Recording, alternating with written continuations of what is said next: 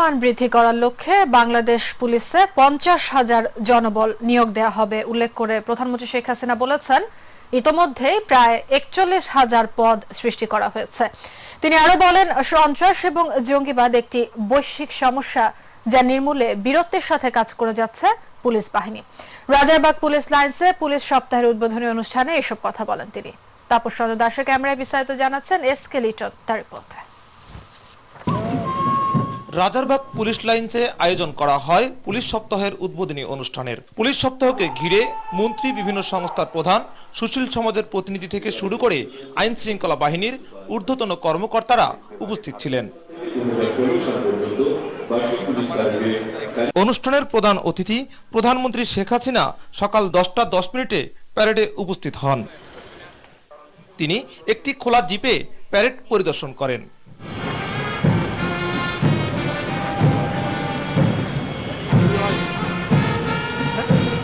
পরিদর্শন শেষে কুচকাওয়াজ অধিনায়ক শামসুন নাহারের নেতৃত্বে প্রধানমন্ত্রীকে এভাবেই অভিবাদন জানানো হয়।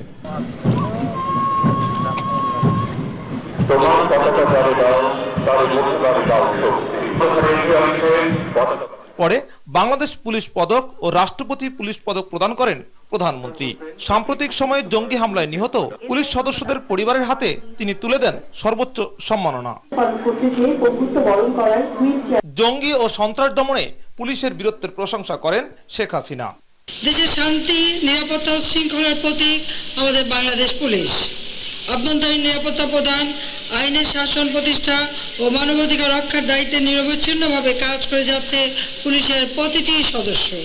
2013 থেকে 2015 সাল পর্যন্ত দায়িত্ব পালনকালে 21 পুলিশ সদস্যের আত্মত্যাগের কথা স্মরণ করে প্রধানমন্ত্রী বলেন, বিএনপি জামাত আন্দোলনের নামে নিরীহ মানুষ হত্যা ও রাষ্ট্রীয় সম্পদ ধ্বংসের চেষ্টাকে রুখে দিয়েছে পুলিশ বাহিনী। 2013 সালের ফেব্রুয়ারি মাস হতে গণতন্ত্র বিরোধী, মুক্তিযুদ্ধের চেতনা বিরোধী, জনবিচ্ছিন্ন সাম্প্রদায়িক গোষ্ঠী বিএনপি জামাত শিবির চক্র দেশে এক অস্থিতিশীল পরিবেশ সৃষ্টির প্রচেষ্টা চালায়। তারা হরতাল অবরোধের নামে ধ্বংসাত্মক এবং নাশকতামূলক কার্যকলাপে লিপ্ত হয়, বিশেষ করে পেট্রোল বোমা মেরে মেরে মানুষকে হত্যা করা, এভাবে পুলিশ ফাঁড়িতে আগুন দেওয়া, পুলিশকে পুড়িয়ে মারা, নানা ধরনের অপকর্ম তারা করে যাচ্ছিল। সেই সমস্ত ধ্বংসাত্মক কার্যক্রমের ক্ষেত্রে পুলিশ যে সাহসী ভূমিকা নিয়েছে এবং তাদের সমস্ত অপকর্ম রুখে দাঁড়িয়েছিল, আমি তাদেরকে আন্তরিক ধন্যবাদ জানাই প্রতিটি পুলিশ সদস্যকে, যারা সেই দিন সাহসী ভূমিকা গ্রহণ করেছিলেন। শুধু দেশে নয়, বাংলাদেশ পুলিশ জাতিসংঘ শান্তিরক্ষা মিশনেও নিজেদের কর্মদক্ষতা ও পেশাদারিত্বের পরিচয় দিয়ে প্রশংসা অর্জন করেছে। এই মানকে আরো বৃদ্ধি করার লক্ষ্যেই জনবল নিয়োগ করা হবে বলে জানান প্রধানমন্ত্রী শেখ হাসিনা। জঙ্গি ও সন্ত্রাসীদের মোকাবেলা করে জনমনে আস্থা ও নিরাপত্তা বোধ সৃষ্টি করতে সক্ষম হয়েছে, যা বহির্বিশ্বেও আজ প্রশংসিত। আমরা বাংলাদেশ পুলিশের সার্বিক উন্নয়নের ধারা বর্তমান মেয়াদেও পূর্ণ মাত্রায় অব্যাহত রেখেছি। পরিবর্তনশীল বিশ্ব প্রযুক্তির উৎকর্ষতার সাথে সাথে নিরাপত্তা অপরাধের নিত্য নতুন চ্যালেঞ্জ মোকাবেলায় পুলিশের আধুনিকায়নও আমরা পদক্ষেপ নিয়েছি। বাংলাদেশ পুলিশের কৌশলগত পরিকল্পনা, অবকাঠামো এবং মানব সম্পদ ব্যবস্থাপনা শক্তিশালী করে কর্মক্ষেত্রে পুলিশের সার্বিক সক্ষমতা বৃদ্ধি করা হচ্ছে। পরে তিনি পুলিশ সপ্তাহের উদ্বোধন ঘোষণা করেন। পুলিশ সপ্তাহ 2017 শুভ উদ্বোধন ঘোষণা করছি।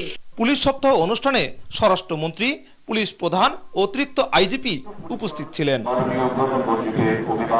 পুলিশ জনগণের বন্ধু, এই স্লোগানকে সামনে রেখেই সেবার মান বৃদ্ধি এবং পুলিশকে আরো আধুনিক করার লক্ষ্যেই আরো জনবল নিয়োগ করা হবে। এই বাহিনীটি সবসময় সন্ত্রাস ও জঙ্গিবাদ নির্মূলে কাজ করে আসছে, এমনটাই প্রশংসা করলেন মাননীয় প্রধানমন্ত্রী শেখ হাসিনা। এই বাহিনীটি দেশের আরো আস্থা রাখবে এবং রাষ্ট্রের স্বার্থে কাজ করবে, এমনটাই প্রত্যাশা গোটা জাতির। SK Liton, My TV, Rajarbag police line, Dhaka. বিশুদ্ধ খাবার পানির প্রয়োজন মেটাতে রাজধানীবাসী এখন অনেকটাই কন্টেনারজাত পানির উপর নির্ভরশীল। কিন্তু নগরীর বাসাবাড়ি, অফিস, হোটেল, রেস্তোরাঁর বিশুদ্ধতার মোড়কে যা সরবরাহ করা হচ্ছে তা আসলেই বিশুদ্ধ কিনা তা জানেন না গ্রাহকরা। বিশুদ্ধ পানির মোড়কে অনেক অসাধু ব্যবসায়ী গোপনে গড়ে তুলেছেন অবৈধ পানির কারখানা। দর্শক, এ নিয়ে রিপোর্টে আরো বিস্তারিত জানাচ্ছেন সাব্বির আহমেদের ক্যামেরায় জাহিদ আহমেদ বাবুর বিশেষ রিপোর্টে। বিশুদ্ধ পানির নামে সরবরাহকৃত এইসব কন্টেনারে নেই কোনো উৎপাদনকারী প্রতিষ্ঠানের নাম ঠিকানা ও গুণগত মানের নিশ্চয়তা। জীবাণুমিশ্রিত এসব পানি নোংরা ও অস্বাস্থ্যকর পরিবেশে কন্টেনারজাত হয়ে প্রকাশ্যেই সরবরাহ হচ্ছে রাজধানীর বিভিন্ন এলাকায়। ডাইরেক্ট সাপ্লাইয়ের পানি আনে তারপরে ওইটা ড্রামে ভরার পরে এটা বাজারজাত করে। আমার কাছে কোনো যন্ত্র নাই যে পানিটা আসলে কি ভালো কিনা খারাপ। কেউ কেউ আড়ালে আবডালে থেকে পানি কন্টেনারজাত করছেন, এদের নেই কোনো বৈধ কাগজপত্র। অবশ্যই আছে, রিনিউ প্রসেসিং স্যাম্পলিং হয়ে গেছে, এটা দিবে, কাগজ দিবে, আমি স্টিকার লাগাবো। দোষ ধরলে বহুত রকম আছে, আপনি যেটা বলছেন অবশ্যই স্টিকার ছাড়া এটা দেওয়া ঠিক না, কিন্তু আমরা তার নাকের মধ্যে নেব। আর তাই তো থলের বিড়াল বেরিয়ে আসার আশঙ্কায় প্রতিবেদককে ম্যানেজ করার নানা কৌশল রাজধানীর উত্তরায় পদ্মা ড্রিঙ্কিং ওয়াটারের এই ম্যানেজারের। এটা টিভিতে আমারটা অন্তত না দেখাইলে আমি খুশি হব, আসছেন আমি চাটার ব্যবস্থা করবো। আপনার মালিকের সাথে একটু কথা বলে সিদ্ধান্তে আমি বলে দেবো, আর আপনার নাম্বারটা আমার দিয়েছেন, এই জন্য কাজ চাইছি। সবার সামনে সব বলা যায়নি। আবার বাইরে তালা লাগিয়ে ভেতরে অস্বাস্থ্যকর পরিবেশে কন্টেনারে পানি ভরার ঘটনাও রয়েছে রাজধানীতে। আপনি দেন, আপনার পরিচয় দেন, ওনার সাথে কথা। বিষয়টি ধরাছোঁয়ার বাইরে রাখতে নিজের পরিচয় গোপন রাখেন অনেক মালিক।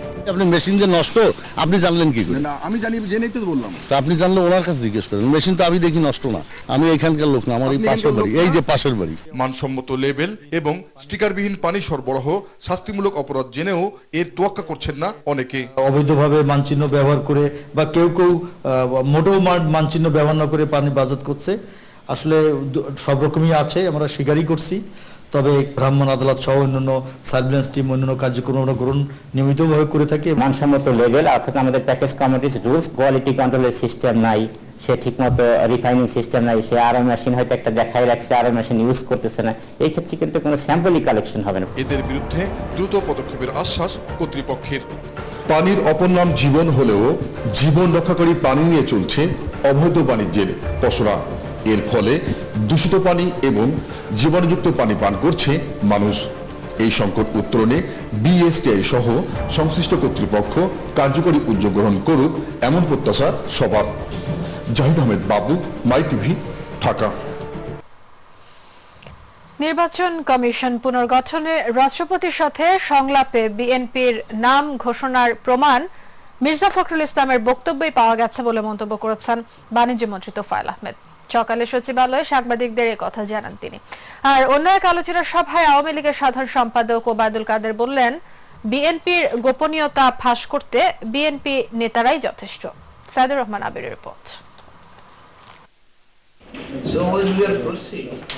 সচিবালয়ে বাণিজ্যমন্ত্রী তোফায়েল আহমেদের সাথে সৌজন্য সাক্ষাৎ করতে আসেন বাংলাদেশে নিযুক্ত অস্ট্রেলিয়ার রাষ্ট্রদূত মিস জুলিয়া নিবলেট।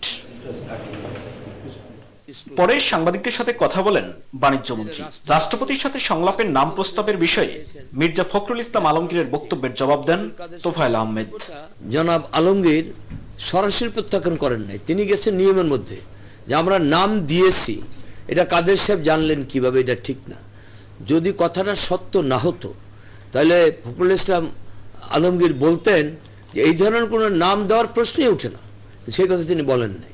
এদিকে ঢাকা মহানগর আওয়ামী লীগের সাবেক সভাপতি এম এ আজিজের স্মরণ সভায় বিষয়টি নিয়ে কথা বলেন আওয়ামী লীগ সাধারণ সম্পাদক ওবায়দুল কাদের।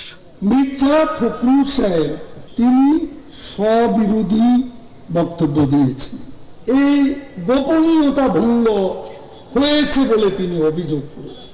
আবার তিনি বললেন বিএনপির মহাসচিব সাহেব যে আমরা কে এম হাসানের নাম পাঠাই, ঠাকুর ঘরে কেড়ে আমি কলা খাই। রাষ্ট্রপতি নয়, বিএনপির নেতাকর্মীরাই বিষয়টি প্রকাশ করেছে বলেও জানান আওয়ামী লীগের এই দুই নেতা। গোপন ভাবে জানতে হবে, বঙ্গভবনের আশ্রয় নিতে হবে। বিএনপির গোপন কথা বলার জন্য বিএনপি যথেষ্ট। বিএনপিকে নাম দিয়েছে, এটা রাষ্ট্রপতির কাছ থেকে জানার দরকার নেই। বিএনপিরই বহু লোক আছে যেটা এটা ডিসক্লোজ করবে যে অমুক অমুকের নাম আছে, কাজে এটা রাষ্ট্রপতির কাছ থেকে যে ওবায়দুল কাদের সাহেব পেয়েছেন, that is not the thing. Saidur Rahman Abir, my TV, Dhaka. এদিকে বিএনপির মহাসচিব মির্জা ফখরুল ইসলাম আলমগীর বলেছেন, ভিন্ন ভিন্ন বক্তব্য দিয়ে একটি মহল রাষ্ট্রপতিকে বিতর্কিত করার চেষ্টা করছে। আর দলের স্থায়ী কমিটির সদস্য সৈয়দ নজরুল ইসলাম খান বলেন, গ্রহণযোগ্য নির্বাচন করতে নিরপেক্ষ নির্বাচন কমিশন গঠন করতে হবে। রাজধানীতে আলাদা আলাদা অনুষ্ঠানে তার এসব কথা বলেন। রিপোর্টে আরো জানাচ্ছেন ইউসুফ আলী। বিএনপির প্রতিষ্ঠাতা জিয়াউর রহমানের ৮১তম জন্মবার্ষিকী উপলক্ষে সুপ্রিম কোর্ট মিলনায়তনে আলোচনা সভার আয়োজন করে জাতীয়তাবাদী আইনজীবী ফোরাম। অসীম একটা সম্ভাবনা। সভায় বিএনপি মহাসচিব মির্জা ফখরুল ইসলাম আলমগীর বলেন, নির্বাচন কমিশন গঠনকল্পে সার্চ কমিটি গঠন নিয়ে রাষ্ট্রপতির সংলাপের বিষয়টি বিতর্কিত করার চেষ্টা করছে একটি মহল। যে ইনক্লুসিভ ডেমোক্রেসি চাই, আমরা একটা ইনক্লুসিভ একটা ইলেকশন চাই, একটা ইনক্লুসিভ পলিটিক্স চাই, যেখানে সবাই সেখানে অংশগ্রহণ করবে। বন্ধুগণ, কিন্তু দুর্ভাগ্য যে দলটি আজকে জোর করে ক্ষমতায় বসে আছে, বিনা নির্বাচনে জোর করে ক্ষমতা দখল করে বসেছে, তারা সেটা চায় না। জানে যে যদি নির্বাচন সুষ্ঠু হয়, অবাধ হয়, তারা কোনোদিন ক্ষমতায় আসতে পারবে না। সেই জন্যই তারা সেটা চায় না, সেই জন্য তারা বিতর্কিত করতে চায়, এমনকি মহামান্য রাষ্ট্রপতিকেও তারা বিতর্কিত করতে চায়। দুঃখ হয় যে যখন তাদের শীর্ষ নেতারা এই সম্পর্কে ভিন্ন ভিন্ন কথা বলেন, যার কোনো ভিত্তি নেই। বন্ধুগণ, এদিকে আরাফাত রহমান কোকোর মৃত্যুবার্ষিকী উপলক্ষে জাতীয় প্রেস ক্লাবে আলোচনা সভায় বিএনপির স্থায়ী কমিটির সদস্য নজরুল ইসলাম খান বলেন, অবাধ ও সুষ্ঠু নির্বাচন না হলে জনগণের সরকার প্রতিষ্ঠিত হবে না। দেশের সুষ্ঠু নির্বাচনের মাধ্যমে জনগণের প্রতিনিধিত্বশীল সরকার কায়েম করা হোক। আর সেই সরকার কায়েমের জন্য অবাধ সুষ্ঠু নির্বাচন দরকার। আর অবাধ সুষ্ঠু নির্বাচনের জন্য নিরপেক্ষ, যোগ্য, সাহসী নির্বাচন কমিশন দরকার। ইউসুফ আলী, মাই টিভি, ঢাকা। রাজনৈতিক প্রভাবের কারণে জলবায়ু, অর্থায়ন আর স্থানীয় সরকার প্রতিষ্ঠানের প্রকল্প বাস্তবায়নে সুশাসন ব্যাহত হচ্ছে বলে মনে করে টিআইবি। সকালে এক সংবাদ সম্মেলনে এই মন্তব্য করেছেন টিআইবির নির্বাহী পরিচালক ডক্টর ইফতেখারুজ্জামান। এ সময় সংস্থাটির ট্রাস্টি বোর্ডের চেয়ারম্যান সুলতানা কামাল প্রকল্প বাস্তবায়নে স্বচ্ছতা নিশ্চিত করার দাবি জানান। মানিকলাল ঘোষ রিপোর্ট। আনুষ্ঠানিক সংবাদ সম্মেলনের মাধ্যমে জলবায়ু অর্থায়ন ও স্থানীয় সরকার প্রতিষ্ঠান প্রকল্প বাস্তবায়নে সুশাসন শীর্ষক গবেষণার প্রতিবেদন প্রকাশ করে টিআইবি। জলবায়ু সংকট ও অধিকতর পরিবর্তন হওয়ার কারণে মহাহিসাব নিরীক্ষক ও নিয়ন্ত্রক কর্তৃক জলবায়ু প্রকল্প নিরীক্ষায় অগ্রাধিকার প্রদান করা হয়নি। সংস্থাটির নির্বাহী পরিচালক ডক্টর ইফতেখারুজ্জামান তুলে ধরেন জলবায়ু অর্থায়নে প্রকল্প বাস্তবায়নের অসঙ্গতির বিভিন্ন দিক। আমাদের এই তহবিল ব্যবহারের ক্ষেত্রে যে বিষয়গুলো মূল বিবেচ্য হওয়ার কথা, অর্থাৎ জলবায়ু পরিবর্তনের কারণে বিপন্নতা এবং প্রকল্পের মূল মেরিট বা গুণাবলী, সেগুলোর তুলনায় রাজনৈতিক বিবেচনা কোনো কোনো ক্ষেত্রে প্রাধান্য পেয়েছে, যার ফলে আমাদের যে জলবায়ু বিপন্নতার যে ম্যাপ, সেই ম্যাপের সাথে বা বিপন্নতার যে চিত্র, তার সাথে অসামঞ্জস্যপূর্ণ অ্যালোকেশন এই তহবিল আমরা দেখতে পাই। এই প্রকল্প বাস্তবায়নে স্বচ্ছতা নিশ্চিত করার দাবি জানান টিআইবির ট্রাস্টি বোর্ডের চেয়ারম্যান অ্যাডভোকেট সুলতানা কামাল। জনগণের নাম করে যে অর্থটা আমরা নিয়ে আসছি, সেই অর্থ দিয়ে কাজগুলি হচ্ছে। কাজে আমাদের একটা নৈতিক দায়িত্ব এখানটায় রয়েছে যে অর্থটা যাতে সুষ্ঠুভাবে ব্যবহার করা হয় এবং সেখানটায় অন্য কোনো রকম প্রভাব যেন আমরা দেখতে না পাই। জলবায়ু তহবিলের সঠিক ব্যবহারে এই ট্রাস্টি ফান্ডের পুনর্গঠনের দাবি জানায় টিআইবি। এটার ব্যবস্থাপনাটা অনেক বেশি দক্ষ করতে হবে, অনেক বেশি যোগ্যতা সম্পন্ন ব্যক্তি সেখানে থাকতে হবে। মানিক লাল ঘোষ, মাই টিভি, ঢাকা।